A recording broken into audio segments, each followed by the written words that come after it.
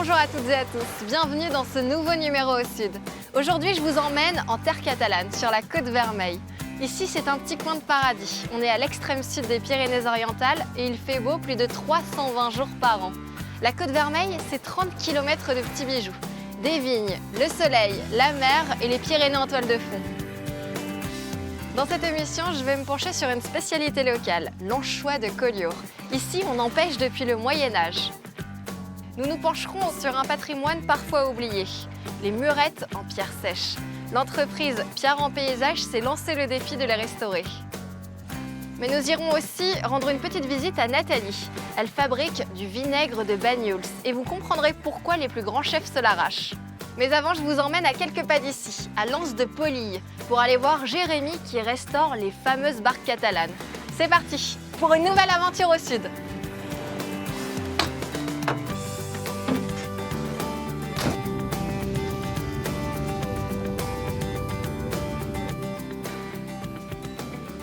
Salut Jérémy. Bonjour Émilie.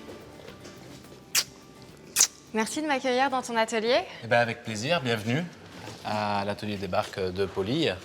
Donc ici, on restaure des bateaux patrimoniaux méditerranéens. C'est ça. En fait, le département a créé l'atelier des barques dans le but de sauvegarder une collection de bateaux classés Musée de France.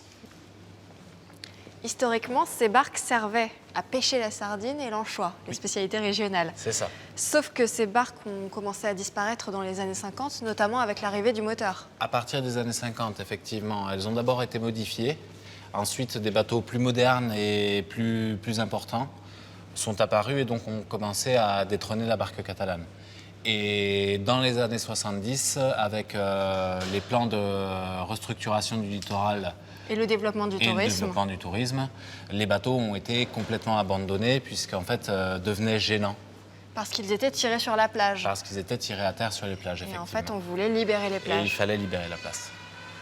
L'atelier a vu le jour en 2010 et une vingtaine de bateaux ont déjà été restaurés. Il faut parfois compter jusqu'à 2 ans pour pouvoir remettre une barque à flot. Pour l'aider, Jérémy peut compter sur le soutien de son apprenti, Cécile. Et toi, Jérémy, t'as formé Cécile ou t'as pas eu besoin? Je suis en train. Elle a déjà la connaissance de la matière, des assemblages. Et après, là où en fait je vais la former, c'est vraiment sur les techniques de restauration de bateaux traditionnels. D'où te vient cette passion pour les bateaux? Il y avait un charpentier dans la famille? Non, pas du tout. Petit, j'ai toujours été attiré par les bateaux en bois, les histoires de pirates. Et en fait, avec mon papa, on allait souvent en vacances en bord de mer. Et quand il n'y avait pas de vent pour aller faire de la planche à voile, on allait se balader sur les ports et on cherchait les vieux bateaux en bois. Et donc, à travers ça, il m'a aussi un petit peu donné le goût de ces vieux bateaux, de ce patrimoine, en fait. Ça vient de là. Voilà.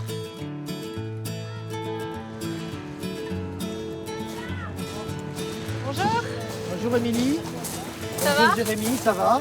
Salut, Écoutez, nous allons embarquer sur l'Idéal et puis on va donc aller en mer et naviguer un peu avec toutes les barques catalanes. C'est bon? C'est bon. Super. Il va falloir que vous veniez de ce côté. Vas-y. Merci. De rien. Et donc maintenant, le but c'est de lever la voile, de hisser la voile. D'accord? Moi, je me laisse. Allez. Allez Émilie. T'es prête? Allez. Oui.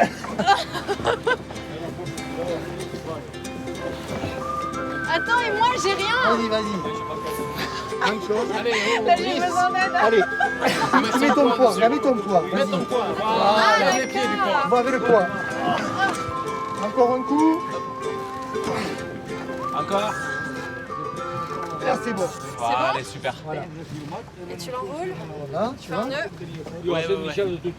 C'est bien de savoir les faire, ouais, c'est sûr. Un coup de main pour passer. Voilà. Tu écoutes Et tu bien vois, le nez débrayable, ça veut dire que tu tires, tout descend. On tire et Voilà, du coup, c'est pas bloqué. rapidement, ça peut s'enlever.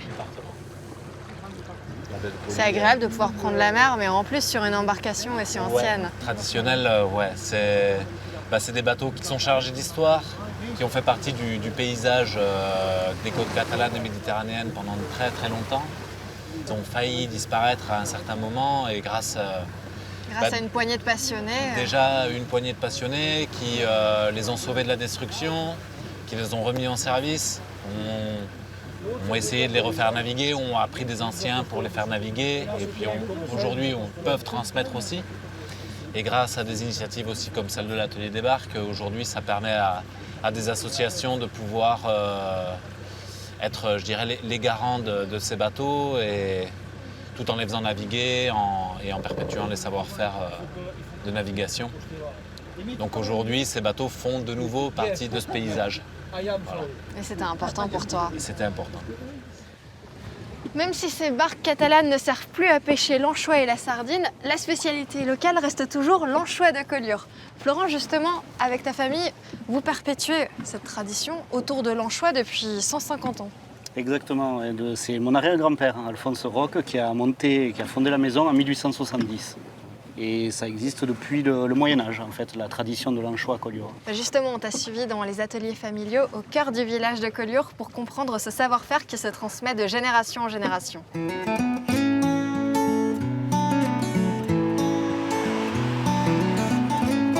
Aujourd'hui, la mère de Florent tient toujours le magasin familial. À l'étage, voici l'atelier historique où 2 ouvrières travaillent l'anchois comme à l'époque. On va saler un petit peu. Eh oui. Hop, je l'ouvre là. On va ouvrir le sel d'Aigues-Mortes, le sel marin d'Aigues-Mortes. Des salins, ouais. Des salins. Tant qu'on peut jouer sur Oui. travailler en proximité. Oui. Bon, c'est bon. Ça te va? C'est bon, ça suffit. Voilà, après on en remettra. Alors on vide. Plus. Voilà.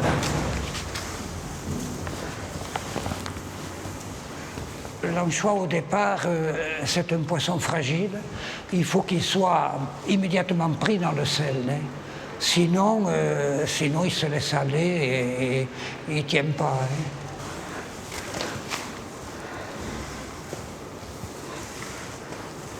Malheureusement, on n'est plus que 2.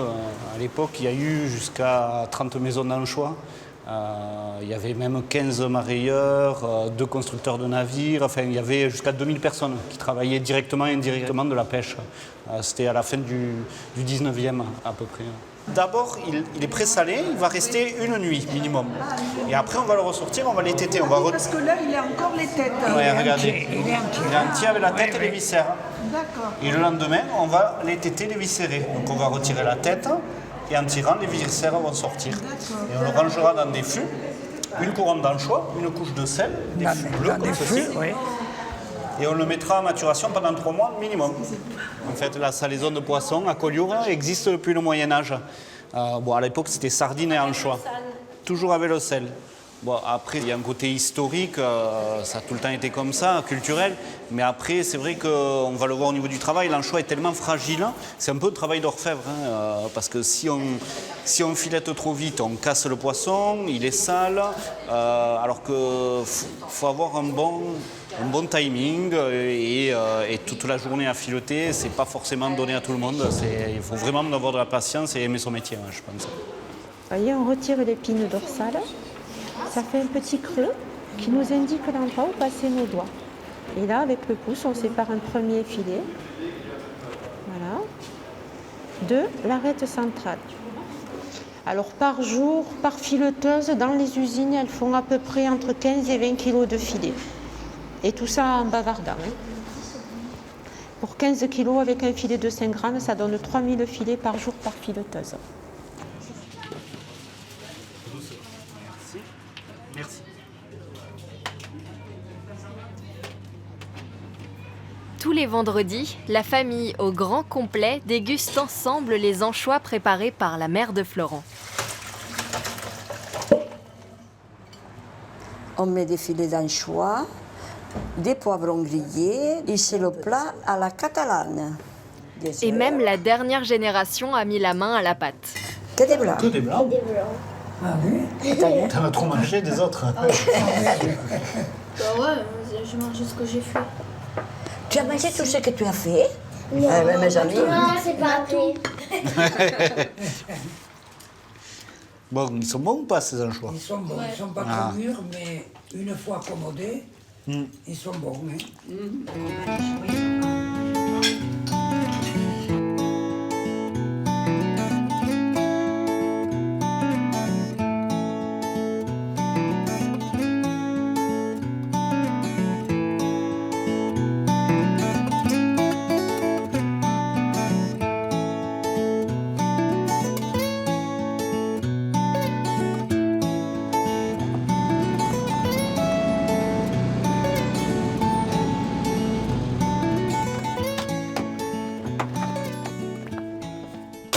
Je m'apprête à retrouver André qui a fondé l'entreprise Pierre en Paysage. Et il est justement sur un chantier avec ses équipes. Bonjour André. Bonjour. Oula, je vais avoir besoin d'un petit coup de main. Le passage n'est pas évident. Merci beaucoup. Comment ça va? Ça va. Merci. Ça va. La mer, le soleil, les vignes, qu'est-ce qu'on peut demander de plus? Bah rien, non, je pense que là on a tout. Hein. C'est quand même un endroit paradisiaque, voilà. C'est le cru Banyuls, dans toute sa splendeur. Voilà. Alors explique-moi l'importance des murettes justement pour pouvoir cultiver la vigne. L'idée, c'est de retenir la terre. L'idée c'est de retenir la terre parce que bon, on est sur un terrain de schiste. Hein. Donc on a très peu de terre arable, hein, de terre pour planter la vigne et puis qu'il y ait la possibilité de mettre en place une culture. Puis ici quand même on est dans une région vraiment où on a des précipitations très fortes. Donc il peut ne pas pleuvoir pendant 6 mois et puis d'un seul coup en 3 jours de pluie on a l'équivalent d'une pluviométrie de 6 mois. Et donc effectivement en créant artificiellement des terrasses, ça évite le ravinement, hein, ça évite que la terre finalement se retrouve à la mer quoi, hein, quelque part. Et deuxième chose aussi effectivement, le fait de créer des terrasses, donc ça permet de cultiver la vigne de façon plus rationnelle. On est beaucoup plus à plat, hein, on diminue la déclivité. Et donc effectivement, au niveau de la conduite de la vigne, ça change la donne quand même. Hein. Voilà. Mais le rôle de la murette est essentiel sur ce cru. Il y a 2600 km de murette, dit-on, sur le cru Banyuls. Donc ça traduit quand même l'importance que cette murette revêt sur le secteur, sur le cru, quoi. Ça fait partie du patrimoine de la région. Ça fait partie complètement du patrimoine de la région, oui, tout à fait. André, tu étais viticulteur. Voilà.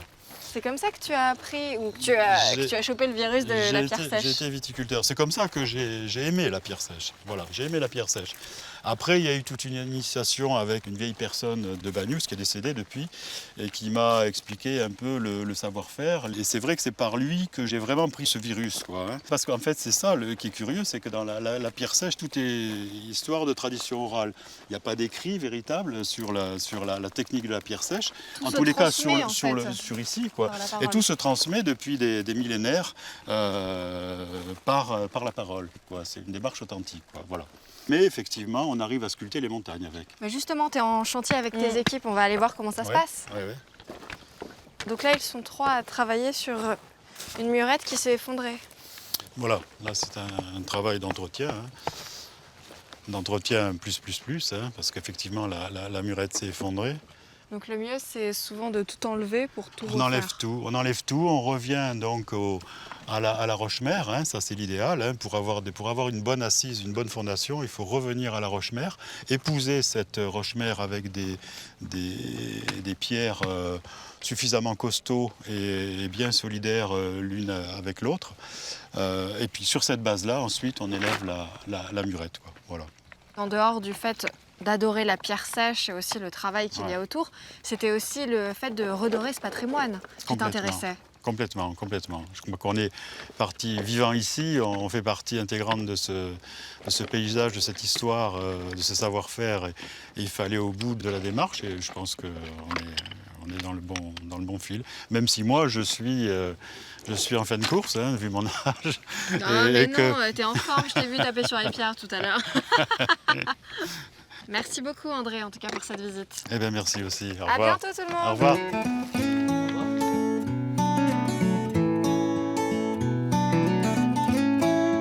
Ce que je vous propose maintenant, c'est de nous intéresser à Nathalie. D'abord parce qu'elle a fait appel à Pierre en Paysage pour ses propres murettes, mais aussi parce qu'elle a un produit d'exception à nous présenter, le vinaigre de Banyuls.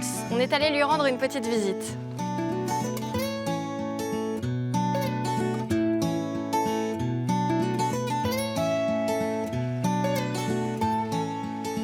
Je les bichonne. Là, ils sont en plein soleil puisque ça commence à chauffer. Donc 2 fois par jour, on leur donne la petite douche. J'accompagne vraiment le vin dans sa transformation. Je n'interviens pas, jamais. Je mets rien d'autre dans le tonneau, je fais rien en fait. Je laisse faire la nature. C'est pour ça qu'il me faut des très jolis vins, qu'il me faut des vins sains, qui ne soient pas ou peu sulfités, des vins le plus naturels possible. Et moi je mets aussi et dans la décantation et dans la mise en bouteille, on ne rajoute non plus rien. Donc on reste sur un produit vivant et qui est très goûteux. Donc il y a besoin de soleil, d'air et de toutes les choses de la vie, quoi. Voilà. Après on va baisser les petits rideaux et dans l'après-midi le soleil est parti. Donc on relève les petits rideaux et avant de partir le soir on remet un petit coup d'arrosage. Moi je pense que un vinaigre a toute sa place en gastronomie. On pense acidité parce qu'on pense vinaigre industriel, mais un vinaigre artisanal fait avec des jolis vins, oui, il y a de la fraîcheur, il y a de l'acidité, mais il y a beaucoup de goût. La barrique est remplie qu'à moitié parce que la transformation de l'alcool en acide acétique, donc en vinaigre, va se faire par la surface. Après, on a fait une grande ouverture pour qu'il y ait un contact avec l'air assez important. Et l'air est primordial puisque les bactéries sont dans l'air. Donc il y a des millions de bactéries naturelles qui sont là, qui vont venir se déposer à la surface du vin, former ce voile. Et là, on est devant le travail des bactéries qui vont transformer l'alcool du vin en acide acétique. C'est aussi simple que ça. Et nous, notre travail, il est de surveiller, d'accompagner, de goûter. On goûte assez régulièrement les barriques, donc on met le doigt dedans, hein, on goûte. Et si ça nous semble prêt à la dégustation, on va faire une analyse et on va soutirer à ce moment-là dans les maréjanes pour que le vinaigre se repose. Au total, Nathalie produit environ 20 000 litres de vinaigre par an. Cela fait déjà 20 ans qu'elle fabrique son propre élixir grâce aux meilleurs vins locaux. Elle va justement rendre visite à son ami vigneron, Laurent, pour récupérer du blanc de Banyuls.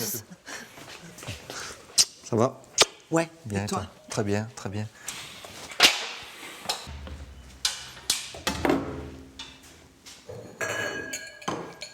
Ça va ou non? On va se régaler, bien sûr que ça va bien. C'est une Banyuls blanc 2017.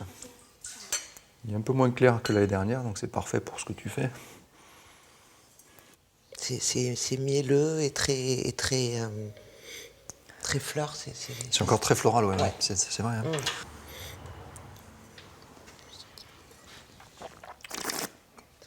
C'est bon, hein?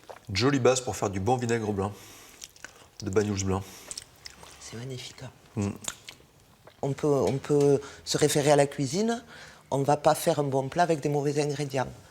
Et le vinaigre, c'est exactement pareil. Meilleur sera le vin, meilleur sera le vinaigre. Et là, je suis dans le top des Banyuls blancs. Donc mon vinaigre de Banyuls blanc, il est quand même très bon parce que j'ai la chance d'avoir des vignerons comme Laurent qui travaillent de cette façon. Donc je ne suis pas magicienne. Le vinaigre est bon parce que le vin est bon. Il y a vraiment un boulot avant moi. Si la base n'est pas formidable, si elle n'est pas aromatique, si l'équilibre n'est pas bon, le vinaigre, il sera quelconque. Ouais, on va faire moyen. Alors que là, on ne fait pas moyen parce que le vin est magnifique. Et donc nous, voilà, on est heureux, on est fiers aussi de confier nos raisins qu'on a transformés en Banyuls à Nathalie qui va créer un vinaigre formidable, quoi. Donc tes petites bactéries vont se régaler là. Oui. Elles vont juste faire leur petit boulot et tes clients ils vont être contents dans quelques mois. C'est ça? C'est ça. C'est exactement ça.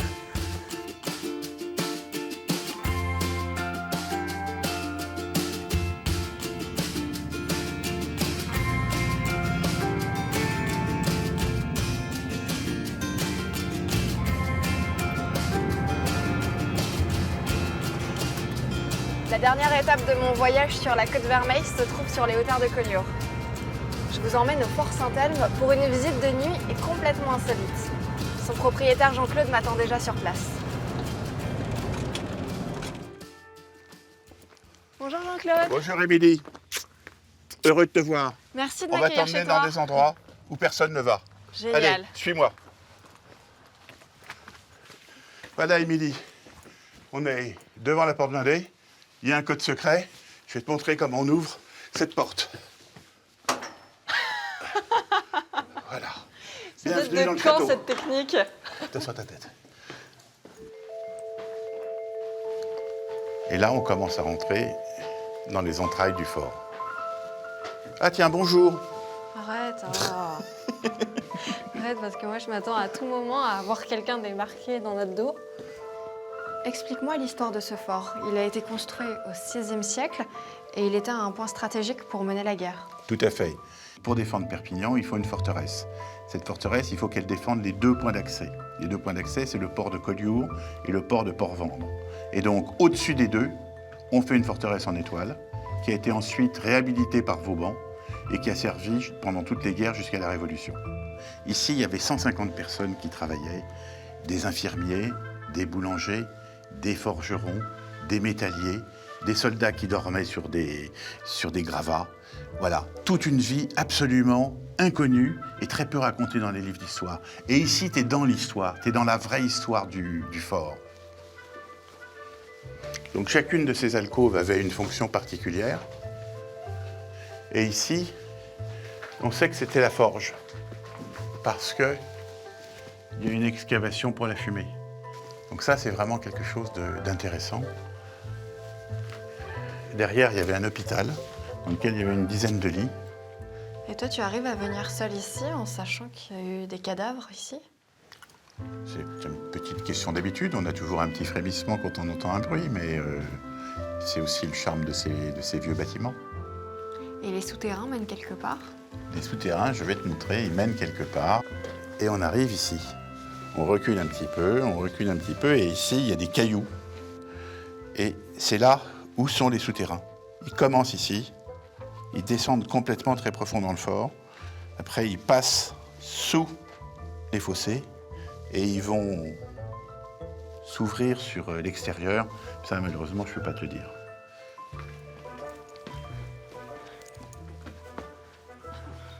Merci beaucoup pour cette visite, Jean-Claude. Intéressant, les souterrains? Ah oui, je suis pas prête d'oublier. Écoute, il y a mieux encore. On va monter sur le pas de tir et ensuite on va monter au sommet de la tour. Ça commence à se lever et cet univers qui était tout noir, il va se déchirer et à chaque endroit, c'est la même ligne orange qui va commencer à se lever. C'est féerique. Comment est-ce qu'on devient propriétaire d'un tel lieu? On devient propriétaire d'un tel lieu par héritage. Je suis l'héritier de plusieurs ducats, dont mon arrière-arrière-grand-oncle qui a acheté ce bien. Il l'a entièrement reconstruit. Et moi, je l'ai repris en 2000. Mais je sais aussi que c'est un privilège extrêmement qui peut s'arrêter à chaque seconde si je ne fais pas attention à préserver ce monument et à être intelligent dans sa rénovation, sa construction et son développement. Voilà. Comme tous les privilèges, ils sont forcément éphémères. Voilà, 2/3. Surtout, ce qu'il faut regarder, c'est les différentes couleurs de la mer. Il y a des endroits où c'est sombre, des endroits où c'est doré, des endroits où c'est un peu vert, un peu bleu. Et surtout, la mer se confond avec le ciel. Et c'est ça qui est absolument merveilleux. Ah oui, je profite du moment. Parce que moi, je sais que j'ai pas tous les jours l'occasion de voir un aussi beau lever de soleil. C'est incroyable. Si tous les grands peintres du début du siècle sont venus ici, c'est pour 2 raisons. La première, c'est parce qu'il y avait le train. Et la deuxième, c'est parce que la lumière de cette région est une lumière absolument extraordinaire. Et c'est certainement derrière que se trouvent les racines du fauvisme. Collioure a été le berceau du fauvisme. Ce mouvement artistique est apparu dès le début du XXe siècle. Le petit port de pêche catalan a inspiré de nombreux peintres comme Matisse ou Derain. Merci beaucoup Jean-Claude pour cette visite, j'ai adoré. C'est sur ce magnifique lever de soleil que l'on se quitte. J'espère que vous avez pris autant de plaisir que moi à découvrir ou redécouvrir la Côte-Vermeille. Merci à tous les invités. Je vous dis à la semaine prochaine pour de nouvelles aventures au sud.